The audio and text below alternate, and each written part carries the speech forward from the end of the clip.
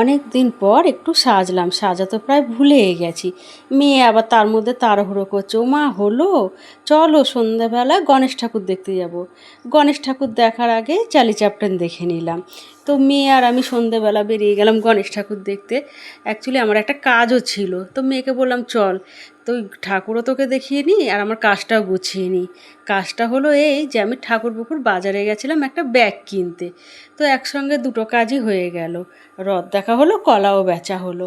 তো ঠাকুরপুকুর বাজারে রাস্তা ক্রস করে ঢুকে গেলাম বাজারের ভেতরে।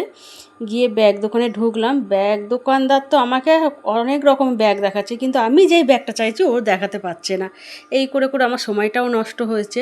তারপর শেষমেশ একটা ব্যাগ দেখিয়েছে, কিন্তু আমার অতটাও পছন্দ হয়নি, এখন দরকার আমাকে নিতে হলো। তারপর ব্যাগ নিয়ে বেরিয়ে পড়লাম। দেখলাম একটা মনসা ঠাকুরের মূর্তি, কি সুন্দর! জয় মা মনসা মায়ের জয়। হ্যাঁ, গণেশ ঠাকুরও দেখা হলো, মনসা মাকেও দেখা হলো। তারপরে থিরিয়ে বাস স্ট্যান্ডে এসে মেয়ে আর আমি ফুচকা খেয়ে নিলাম। তো কেমন লাগলো আমাদের ভিডিওটা জানিও।